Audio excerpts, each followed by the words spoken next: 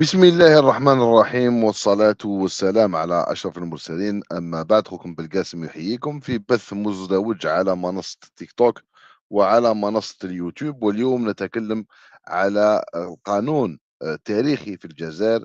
يعني الجزائر تجرم بصفة رسمية الاستعمار الفرنسي. هذه يعني خطوة تهز باريس و وإن شاء الله المحتوى نتاع هذا الفيديو راح يكون مركّز على هذا القانون، وإن شاء الله نستفادوا مع بعض. راح نديروا يعني جزء أول في اليوتيوب يعني باللغة العربية، من بعد يكون فيه لربما مداخلات يعني على منصة التيك توك.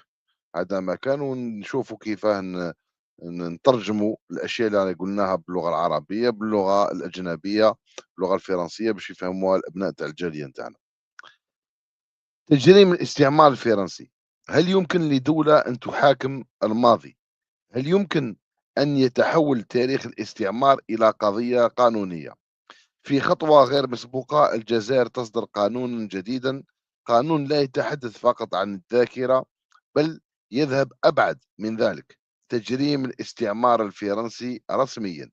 فما التفاصيل هذا القانون، ولماذا الآن؟ وما الذي قد يغيره في العلاقات بين الجزائر وفرنسا؟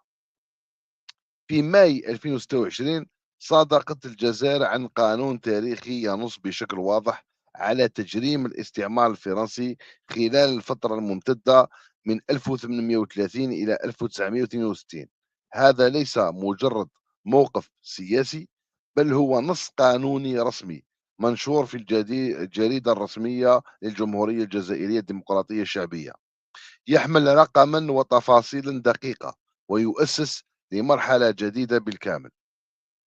القانون الجزائري لم يتحدث عن فترة تاريخية فقط، بل استخدم لغة قانونية واضحة. الاستعمار نظام اللي هو يعني كان فيه تعريف الاستعمار. الاستعمار في القانون هذا هو نظام قائم على الجرائم والانتهاكات المنظمة، ومن أبرز الجرائم التي ذكرها القانون: قتل المدنيين، التهجير القسري، الاستيلاء على الأراضي، التعذيب، الاغتصاب والعنف، التجارب النووية، التمييز العنصري. بمعنى آخر، القانون يقول إن الاستعمار لم يكن مجرد أحداث معزولة، بل منظومة كاملة ومتكاملة من الجرائم، من جرائم دولة. أحد أخطر بنود هذا القانون هو أنه يحمل الدولة الفرنسية مسؤولية قانونية مباشرة. وهنا تبدأ مرحلة جديدة. القانون يفتح الباب للمطالبة بالتعويضات، استرجاع الأرشيف، إعادة بقايا الضحايا، وحتى متابعات قضائية مرتبطة بالتجارب النووية. الجزائر لا تكتفي بالذاكرة، بل تتحرك في اتجاه الحقوق القانونية والدولية. القانون لا يتوقف عن الماضي، بل يتدخل أيضا في الحاضر. أي شخص يقوم بتبرير الاستعمار، تمجيده، أو التقليل من جرائمه قد يواجه عقوبات تصل إلى 10 سنوات سجن وغرامات مالية كبيرة. حتى الإعلام ووسائل التواصل الاجتماعي أصبحت مشمولة بهذا القانون. هنا نتحدث عن تحول كبير. الذاكرة أصبحت محمية بقانون. السؤال الأهم: لماذا جاءت هذه الخطوة اليوم؟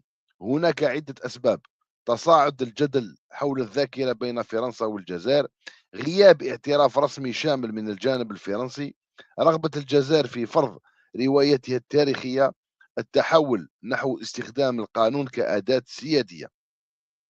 الرسالة واضحة: الماضي لم يعد مجرد ملف مغلق، بل ورقة استراتيجية.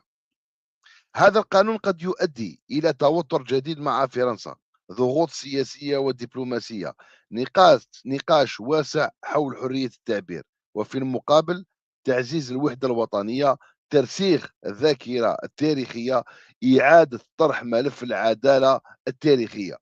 في الأخير، قانون تجريم الاستعمار الفرنسي ليس مجرد نص قانوني، بل هو معركة قانونية، معركة ذاكرة، وربما معركة سياسية طويلة المدى. الجزائر اختارت أن تواجه الماضي بالقانون، لكن يبقى السؤال: هل يمكن للقانون أن يحسم قضية تاريخية بهذا الحجم؟ ما رأيك أنت عزيزي المشاهد؟ هل تعتقد أن هذه الخطوة ستغير فعلا العلاقة بين الجزائر وفرنسا؟ اكتب رأيك في التعليقات، ولا تنسى أيضا الاشتراك في القناة للمزيد من التحليلات العميقة. أتمنى أن هذا الفيديو نال الإعجاب نتاعكم، ونكتفي بهذا القدر، على الأمل اللقاء معكم في موعد جديد. بالقاسم يحييكم. تحية الجزائر، تحية الجزائر، تحية الجزائر. المجد والخلود لشهدائنا الأبرار، والسلام عليكم ورحمة الله تعالى وبركاته. دونك كملنا يعني في